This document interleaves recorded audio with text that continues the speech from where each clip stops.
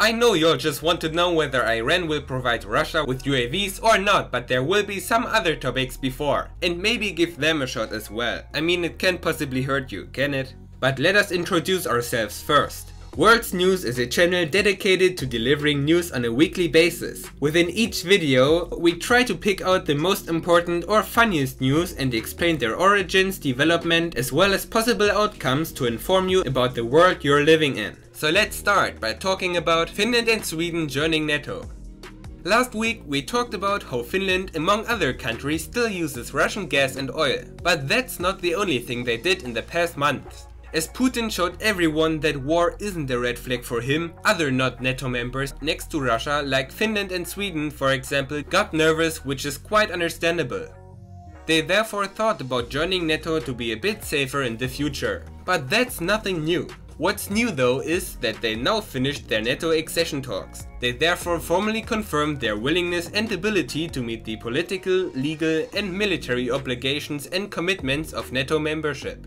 Now that these talks are over, the current NATO members have to sign the accession protocols for Finland and Sweden. And after Turkey made up its mind about denying the two states access to NATO, there's nothing stopping Finland and Sweden from joining the alliance. Now you might be wondering why this was a problem and what Turkey's problem was. So when external parties, in this case Finland and Sweden, want to join NATO, the approval of all NATO members is needed. And here Turkey was the only country opposing their accession. That was because of terror. Now you can probably guess that neither Finland nor Sweden attacked Turkey in any way. But the Turkish President Recep Tayyip Erdogan called the two states a quote hatchery for terror groups. According to Dr. Paul Levin, the founding director of the Stockholm University Institute for Turkish Studies, which is oddly specific, what or more who Erdogan meant by that is probably PKK. Erdogan perceives the group as a major national security concern for Turkey, and it mainly consists of Kurdish militants in Finnish and Swedish diaspora. If that was true, Erdogan would, from a Turkish standpoint, have had good reason to deny Finland and Sweden access to NATO. But in recent talks they agreed on fighting PKK, which led to Turkey lifting the ban. However, how Finland and Sweden are going to counter the group isn't clear, as they already declared PKK a terror group in the past. And we don't really know what they're going to do apart from that. But that isn't our problem. So long story short, Sweden and Finland will probably join NATO within weeks. Now to something entirely else.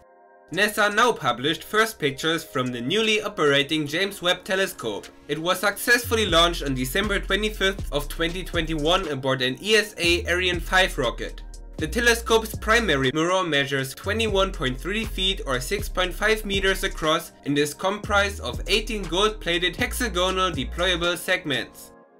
Apart from that, its 5-layer deployable sun shield is the size of a tennis court, probably the most expensive one ever made.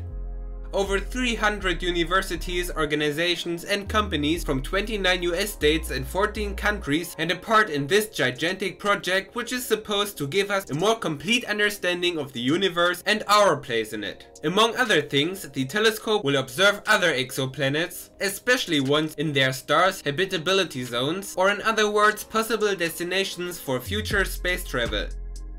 But that's not what I wanted to talk about today. James Webb currently orbits Sun around the second Lagrange point, or L2. From there, it took first pictures of these cosmic cliffs, for example, which are the place of starbirth. But it also captured a stellar death as well as interacting galaxies and multiple other things. Now, if you're interested in this topic, you will probably want to visit this website where you can explore its first images, some facts and the location, as well as general news about the James Webb telescope. I mean, we really have to respect the amount of work NASA put not only in the project itself, but also in events and websites explaining what they do. It's important to involve the broad population as well, and the people at the space agency and all the other people involved in this project did an awesome job explaining what they did, how the telescope works, how it was built in the first place and what it captures. So in my opinion, that's just as important as actually doing this, since you can't really expect people to support you if they have no idea what you're doing. And apart from that, looking at the evolution of commercial spaceflight, humanity needs to be sensitized for the universe as early as possible. But let's get back to Earth, or to be more specific, to Iran. Apparently, a Russian military delegation has visited Iran at least twice last month. Now, you might wonder why, since there are wars in Ukraine, right? It sure is, but unfortunately, their visits to Iran are in connection with a war. So, the Iranian government seems to be preparing to provide Russia with several hundred UAVs, which is short for unmanned aerial vehicles, or in other words, weapons-capable drones. Oh, and this information is newly declassified US intelligence, so they're pretty safe. But back to the drones. The ones they showcased to the Russian military, Shad 191 and Shad 129 drones, are even capable of carrying precision-guided missiles. But that wouldn't be the only problem of such a deal.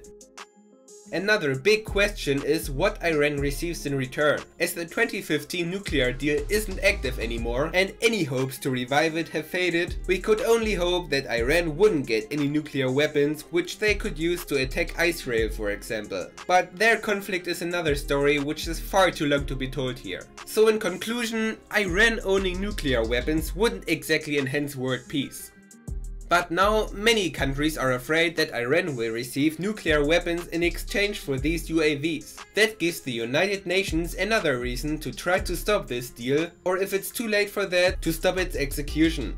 And apart from that, even if Russia could replenish its drone stockpiles, experts are uncertain of how effective these drones would actually be in the Russia-Ukrainian war. But unfortunately, much information is still classified, so at this point we'll have to wait for further information concerning the Russia-Iranian cooperation.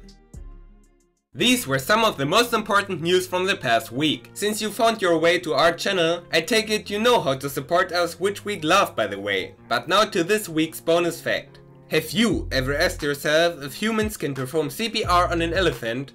Me neither, but here's the answer. That's what CPR on an elephant looks like. Surprisingly easy, ain't it?